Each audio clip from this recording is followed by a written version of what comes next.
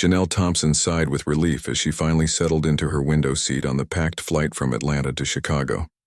After 3 days of nonstop presentations and networking at the marketing conference, all she wanted was to lean against the cool window and catch a quick nap during the 2-hour journey.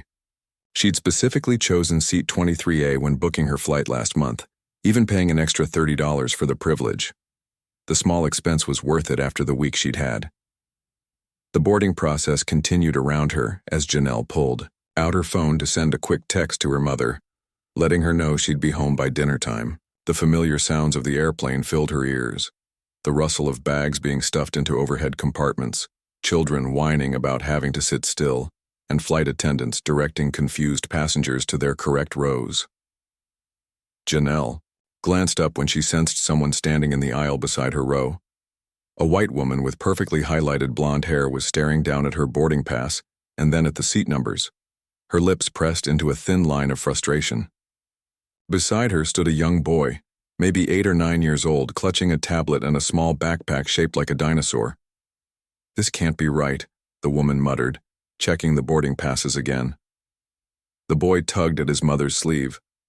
"Mom, I want to sit down, my legs hurt," he complained, shifting his weight from one foot to the other. "Just a minute, Bryson," the woman replied, her eyes now fixed directly on Janelle instead of the seat number. Something in her expression made Janelle instinctively straighten her posture. Janelle offered a polite smile. "Everything okay?" she asked, wondering if perhaps they needed help finding their seats. The woman didn't return the smile. Instead, she let out an exaggerated sigh and gestured toward the window where Janelle was sitting. "You're in our seats," she said firmly.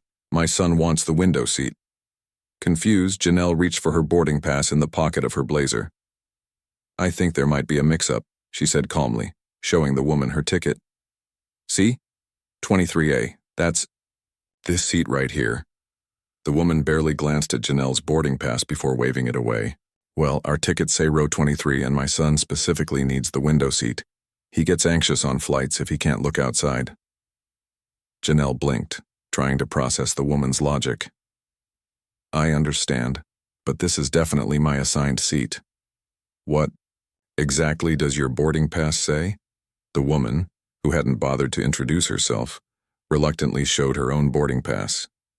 Janelle could clearly see 23C printed on it and 23B on the boy's ticket. "Those are the middle and aisle seats," Janelle pointed out gently. "Not the window." "I know that," the woman snapped, her voice rising slightly. "But Bryson needs the window. Surely someone like you wouldn't mind moving to one of our seats. It's just a simple switch." The phrase, "someone like you," hung in the air between them. Janelle felt a familiar tightness in her chest. The sensation she always got when someone said something that wasn't explicitly racist but carried unmistakable undertones. "Actually," Janelle replied, keeping her voice steady, "I specifically booked this window seat. I paid extra for it, in fact. I've had a long week and really need to rest against the window during this flight." The woman's eyes narrowed. "It's for a child," she emphasized, as if Janelle hadn't understood. "My son will be upset the whole flight if he doesn't get the window. You're being difficult about something so small." Janelle noticed several nearby passengers had stopped arranging their belongings to watch the interaction. An older man across the aisle frowned, while a woman in the row behind them whispered something to her companion. "I'm not being difficult," Janelle responded more firmly this time. "This is my assigned seat, which I specifically chose and paid extra for.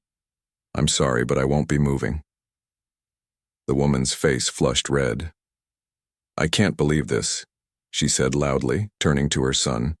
"Bryson, this lady won't let you have the window seat even though you need it." The boy looked uncomfortable as several more people turned to stare. "Mom, it's okay," he mumbled, clearly embarrassed by the scene his mother was creating. "No, it's not okay," the woman insisted, placing her hand on her hip. "We paid good money for these tickets and my son deserves to be comfortable." "So did I," Janelle replied, trying to keep her voice from trembling with frustration. "And I deserve to sit in the seat I booked."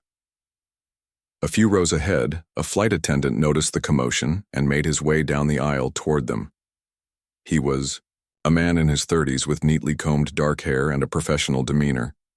His name tag read, Miguel Rodriguez. "Is there a problem here?" he asked, looking between Janelle and the standing woman.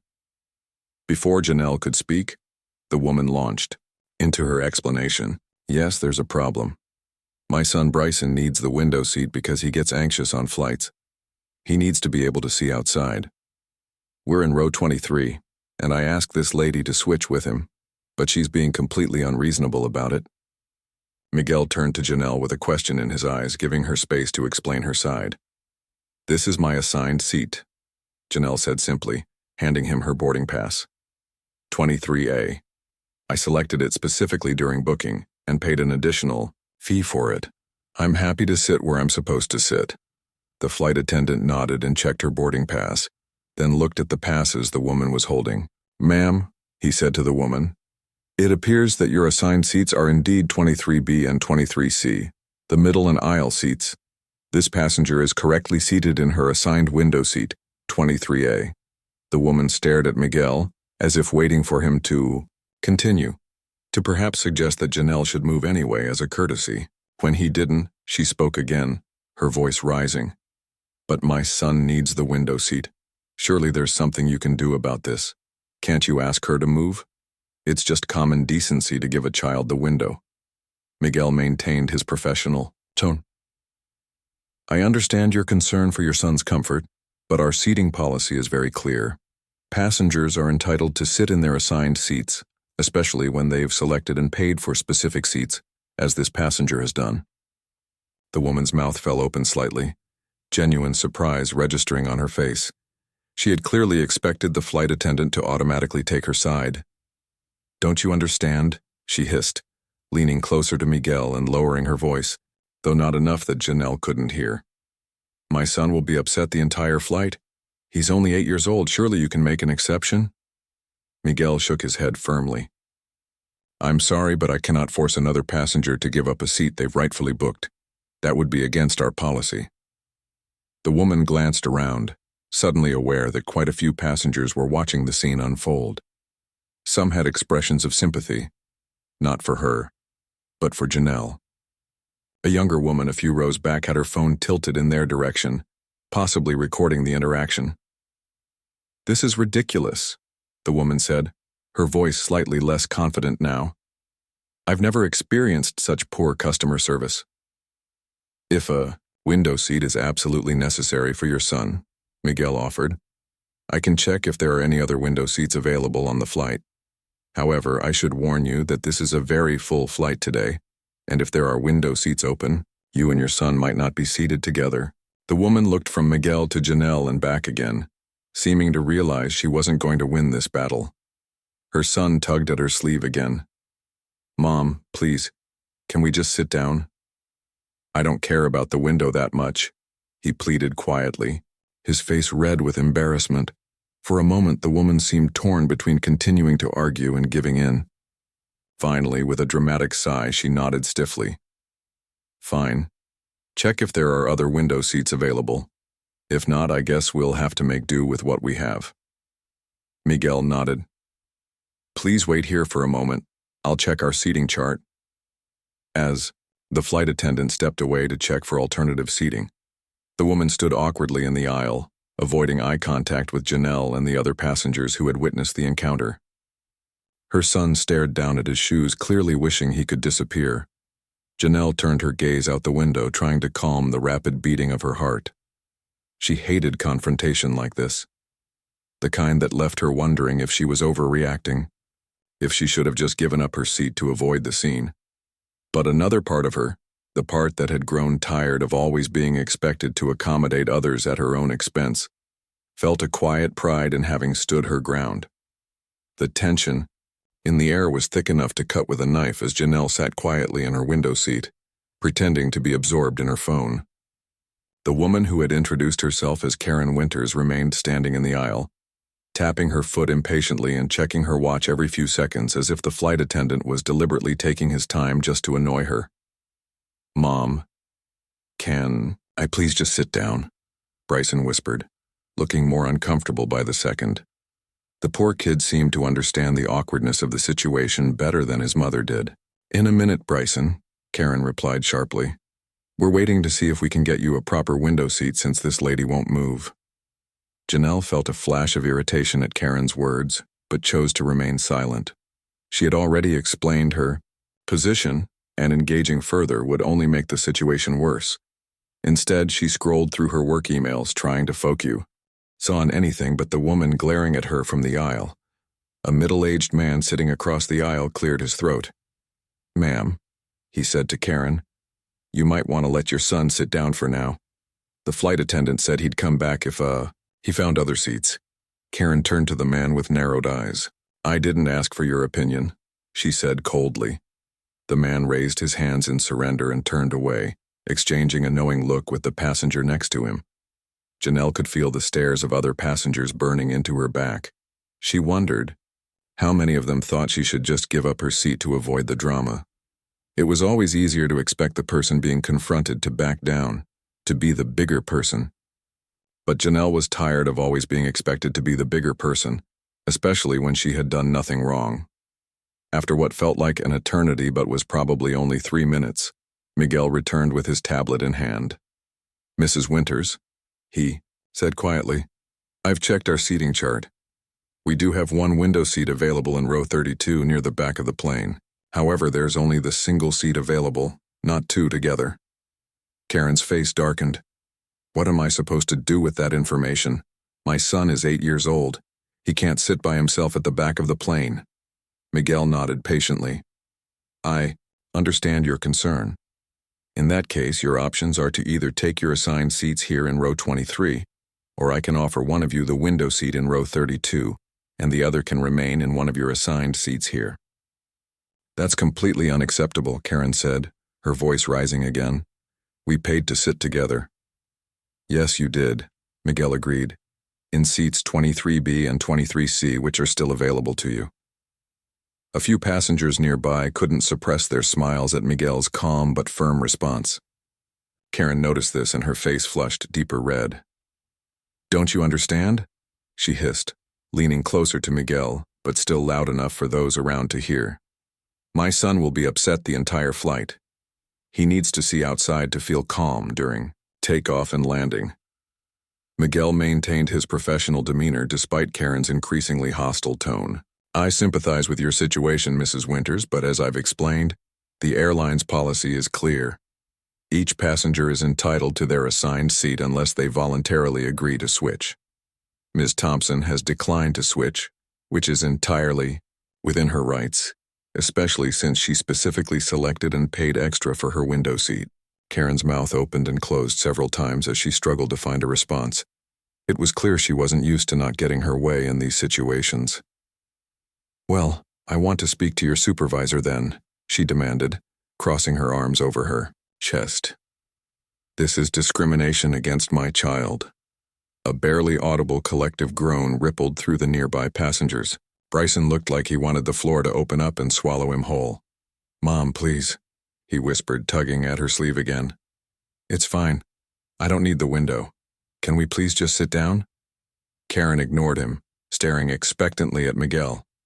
"I am the lead flight attendant on this flight," Miguel replied calmly. "But if you'd like to file a complaint, I'd be happy to provide you with the necessary information after we reach our destination.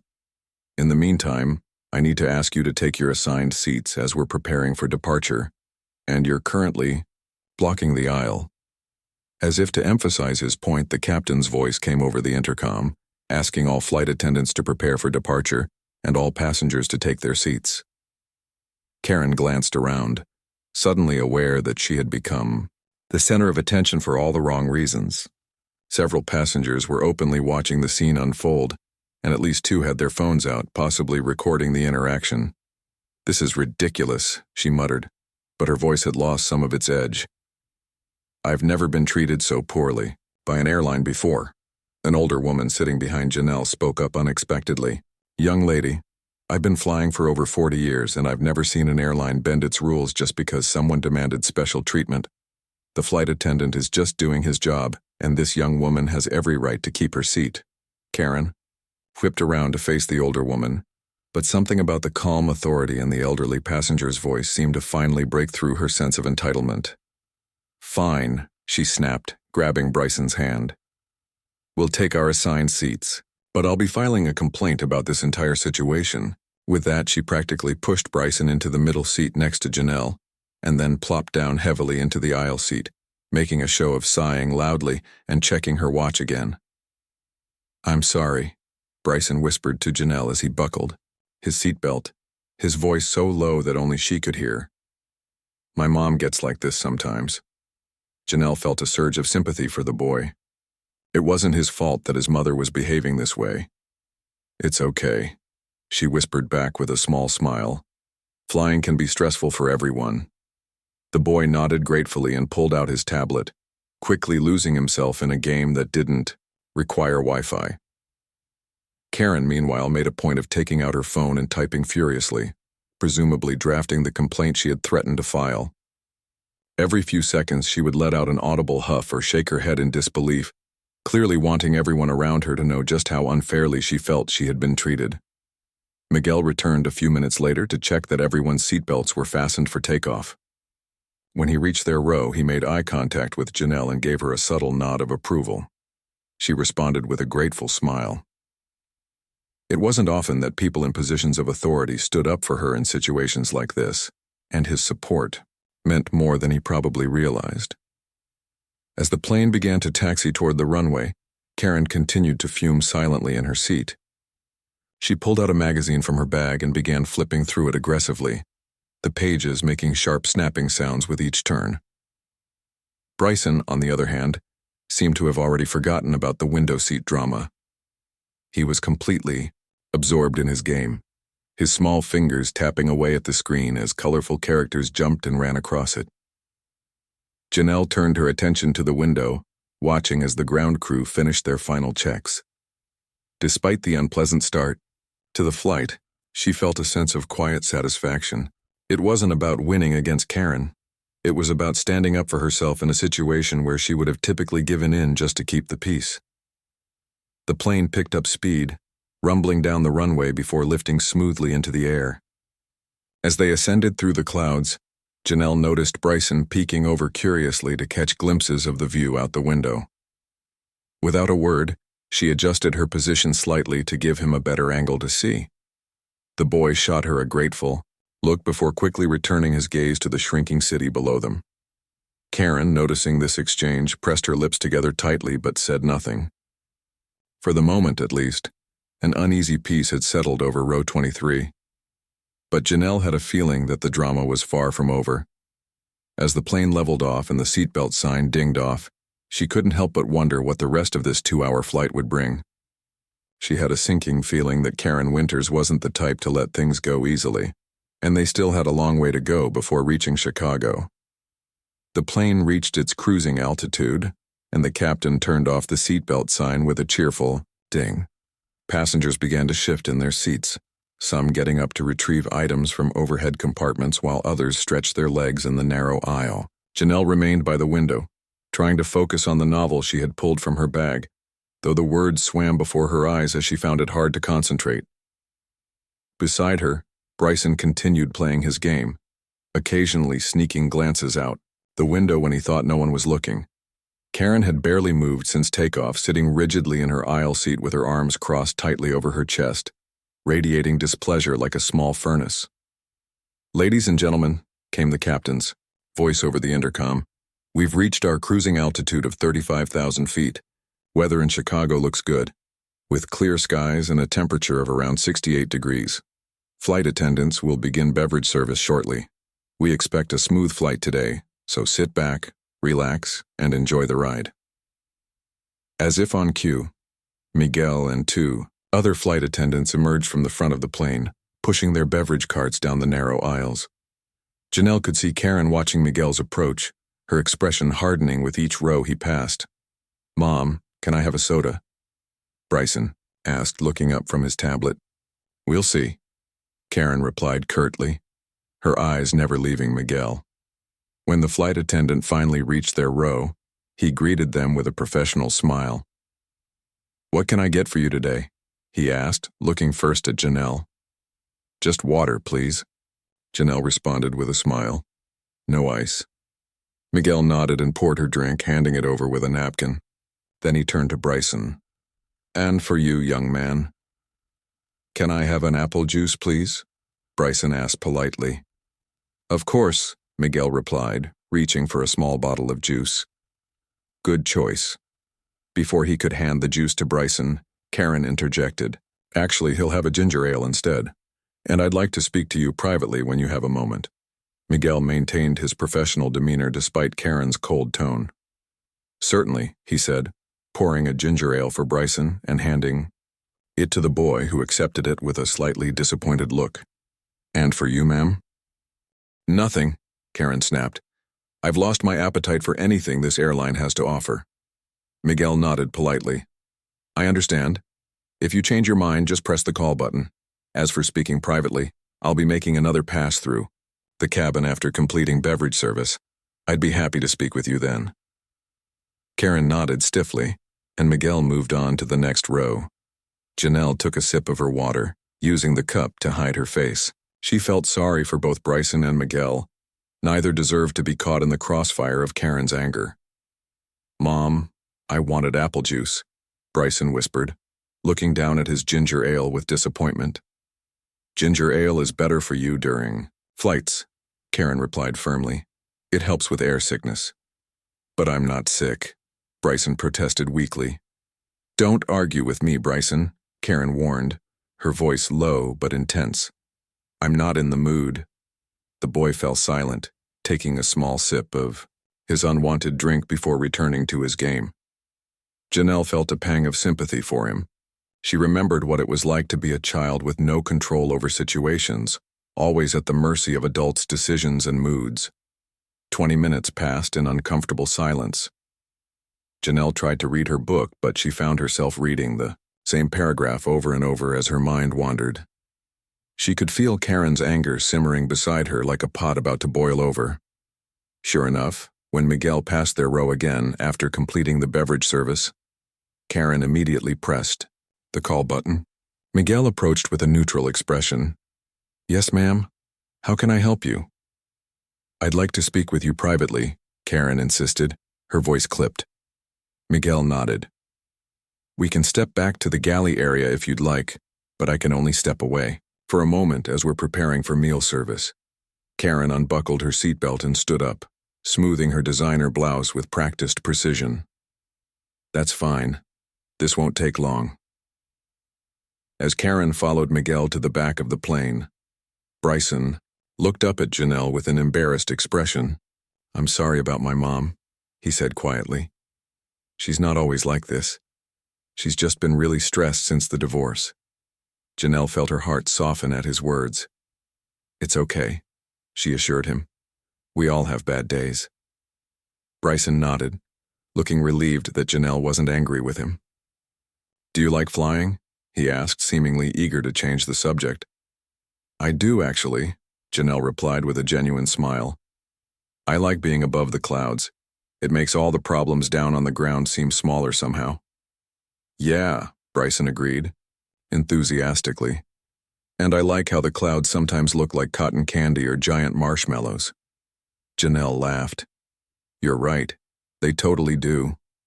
She gestured toward the window. Want to take a look? The view is pretty amazing right now. Bryson's eyes lit up. Can I? Really? Of course, Janelle said, shifting slightly so he could lean across to see better. See that huge cloud formation over there? It looks like a castle, don't you think? Bryson pressed his face close to the window, his eyes wide with wonder. Wow, it does. And that one over there looks like a dragon. For a few minutes they played the cloud shape game, finding animals and objects in the fluffy formations below. Janelle felt a warmth spread through her chest as she watched Bryson's excitement. Children had such a natural ability to find joy in simple things, an ability many adults lost somewhere along the way to growing up. Their moment of connection was abruptly cut short when Karen returned, her face flushed with anger. She stood in the aisle, glaring at the sight of her son leaning across Janelle to look out the window. Bryson, sit properly in your seat right now, she commanded. The boy immediately pulled back, the light in his eyes dimming as he straightened in his seat. "Sorry, Mom." Karen sat down heavily, buckling her seatbelt with jerky movements that betrayed her agitation. Janelle could tell from her expression that the conversation with Miguel hadn't gone as she'd hoped. A moment later, Miguel appeared at their row again. "Ms. Thompson," he said politely to Janelle, "I wondered if I might have a word with you as well. Just for a moment." Janelle nodded, surprised. "Of course." As she unbuckled her seatbelt and stood to follow Miguel, she caught Karen's expression, a mixture of shock and indignation that made Janelle's stomach tighten with anxiety. What had Karen said to Miguel, and what did he want to talk to her about now? In the small galley area at the back of the plane, Miguel spoke in a low, apologetic voice. "I wanted to check if you're comfortable in your seat, Ms. Thompson. Mrs. Winters has expressed some concerns about the seating arrangement, and I want to make sure you're not feeling pressured or uncomfortable." Janelle was touched by his concern. "I'm fine, really. Thank you for asking, though." Miguel nodded, looking relieved. "Good. I also wanted to apologize for the situation. Our policy is clear. Passengers are entitled to sit in their assigned seats. But I'm sorry you had to deal with this unpleasantness." "It's not your fault," Janelle assured him. "You've been very professional about everything." Miguel smiled. "Thank you for understanding. If you need anything at all during the flight, please don't hesitate to let me know." When Janelle returned to her seat, she found Karen staring straight ahead, her jaw clenched so tightly it must have been painful. Bryson had returned to his game, though he shot Janelle a quick, friendly smile when she sat down. For the next 30 minutes, the tension in row 23 was almost unbearable. Karen refused to look at either Janelle or Bryson, while the boy kept his head down, focusing intently on his tablet. Janelle tried to return to her book, but the words continued to blur before her eyes as her mind raced with thoughts about the situation. She wondered what Karen had said to Miguel. Had she complained about Janelle? Had she demanded compensation for not getting the window seat for her son? Had she tried to play the race card, implying that Miguel was showing favoritism? Janelle had experienced enough of these situations to know that people like Karen often reached for whatever weapon they thought might work when their initial demands weren't met. The meal service began, temporarily breaking the uncomfortable silence. Miguel approached their row with his cart, offering a choice between chicken pasta and a vegetable curry. "I'll have the vegetable curry, please," Janelle said. "Chicken pasta for me, please," Bryson piped up. Karen simply shook her head when Miguel looked at her, her lips pressed into a thin line. Miguel nodded and moved on after serving Janelle and Bryson their meals. As they ate in silence, Janelle noticed a young woman across the aisle watching them with interest. She had stylish glasses and a notebook open on her tray table. When she caught Janelle's eye, she gave a small nod of acknowledgement as if to say, "I see what's happening here." Janelle returned the nod, feeling a small sense of solidarity with this stranger. Sometimes just knowing that someone else recognized the unfairness of a situation made it easier to bear. Halfway through the meal, Bryson turned to Janelle with a cautious smile. "My dad lives in Chicago," he offered. "That's where we're going. I get to stay with him for 2 whole weeks." "That sounds fun," Janelle replied warmly, ignoring Karen's obvious tension at this exchange. "I bet he's looking forward to seeing you." Bryson nodded enthusiastically. "Yeah, he promised we'd go to the Shed Aquarium and the Field Museum. Have you ever been there?" "I have," Janelle said. "The aquarium is amazing. You're going to love the dolphin show." Bryson's eyes widened with excitement. "Really? There's dolphins?" "Bryson," Karen interjected sharply, "eat your food before it gets cold." The boy's smile faded and he turned back to his meal without another word. Janelle felt a flash of anger on his behalf but kept her expression neutral. This flight would be over in less than an hour, and then she'd never have to see Karen Winters again. The best thing she could do was stay calm and not escalate the situation further. As the meal service concluded and the flight attendants collected the trays, Janelle noticed Miguel giving her a reassuring smile as he passed. That small gesture of support meant more to her than he could possibly know. The remainder of the flight passed in a strange mix of tense silence and awkward small talk. Karen had pulled out a glossy fashion magazine and was flipping through it, with determined focus, making a point of sighing loudly every few minutes. Janelle tried to return to her book but found herself reading the same page over and over again, unable to concentrate with the waves of hostility radiating from the woman in the aisle seat. Bryson, caught in the middle both literally and figuratively, had gone quiet after his mother's sharp rebuke. He played his game with the sound off, occasionally sneaking glances at Janelle when he thought his mother wasn't looking.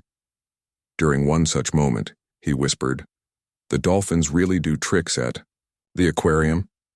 Janelle nodded with a warm smile. "They jump and spin in the air. It's pretty amazing." The boy's eyes lit up before he quickly returned his attention to his game, as Karen shifted in her seat, clearly listening to their exchange, even though she pretended to be absorbed in an article about summer fashion trends. "Ladies and gentlemen," the captain's voice came over the intercom. "We're beginning our initial descent into Chicago O'Hare International Airport. Flight attendants, please prepare the cabin for landing. We should be on the ground in approximately 25 minutes." As the plane began its gradual descent, Bryson's tablet died with an abrupt black screen. "Mom," he whispered, "my tablet's out of battery." Karen barely looked up from her magazine. "I told you to charge it before we left the hotel."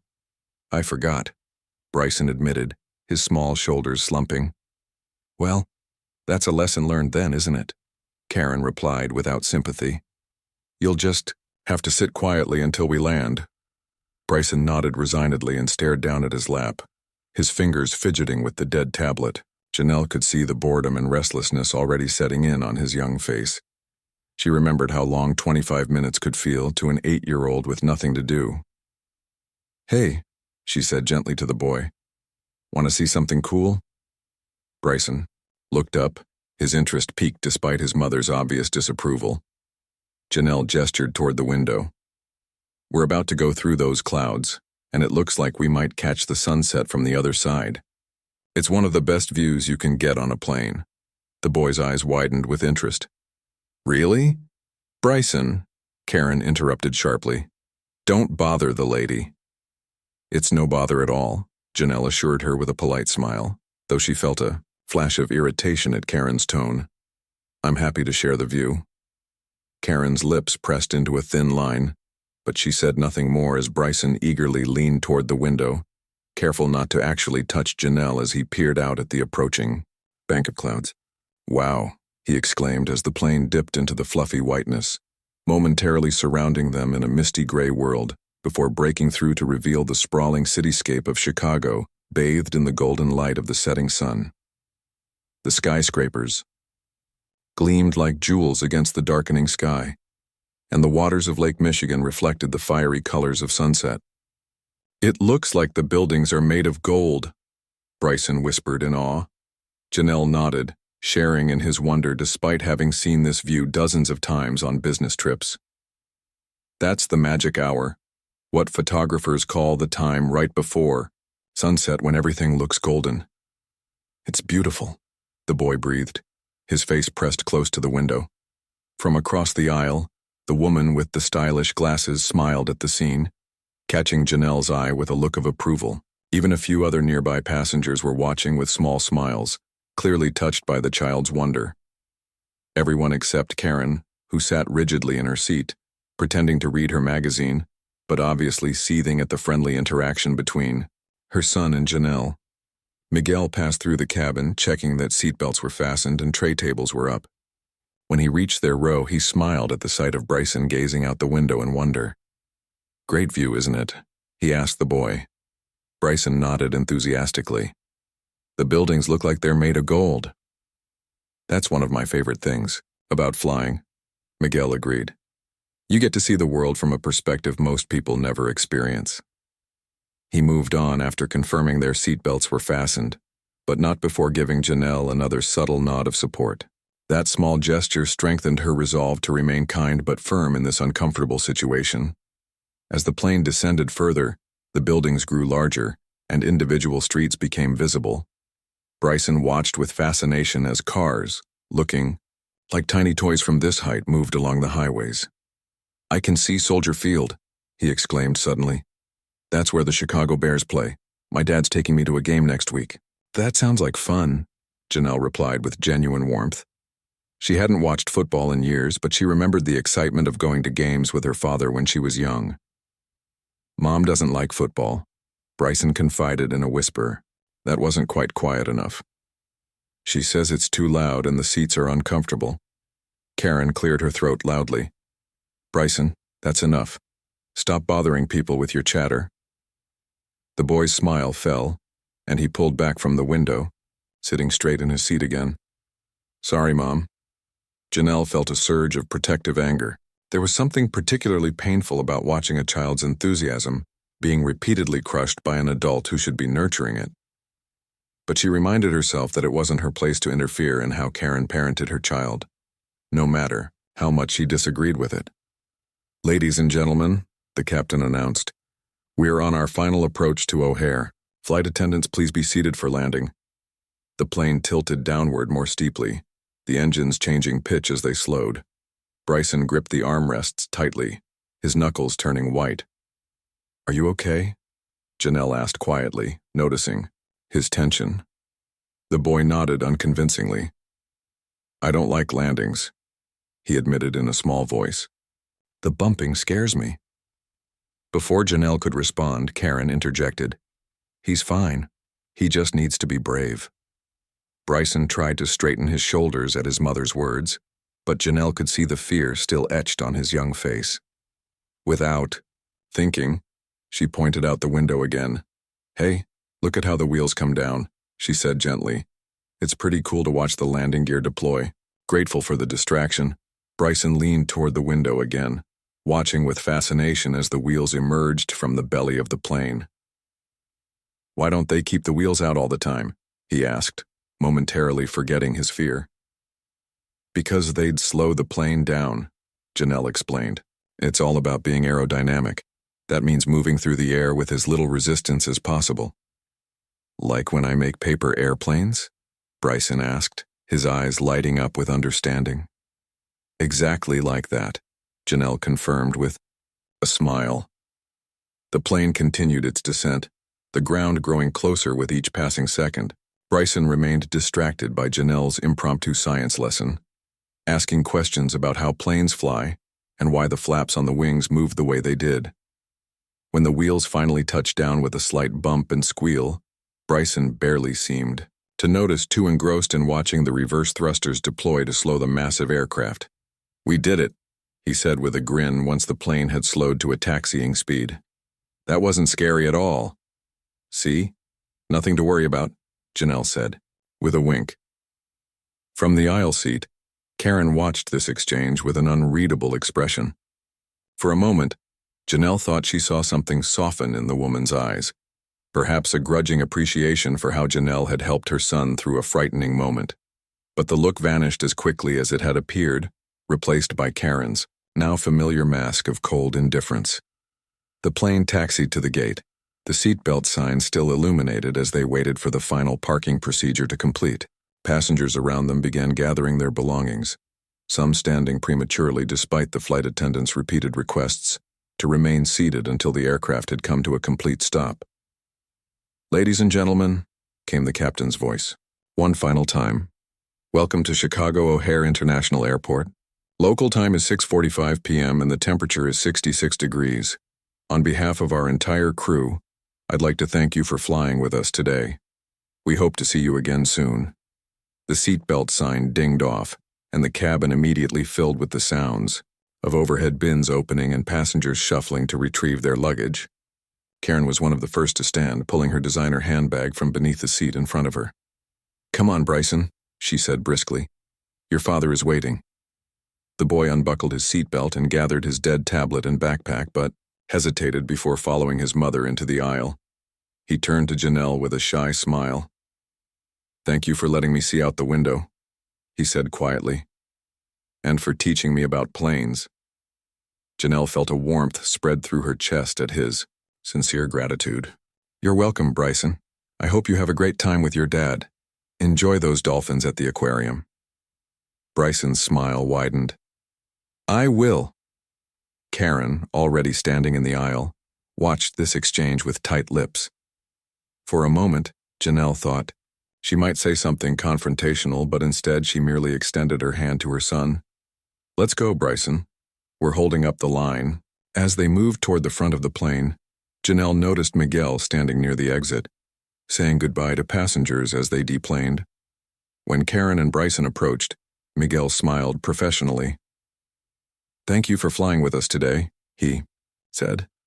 Karen paused, looking like she wanted to say something. The passengers behind her shifted impatiently, but she seemed oblivious to their discomfort.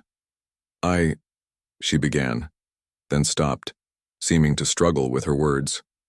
My son enjoyed the flight, she finally said stiffly, before hurrying past without waiting for a response.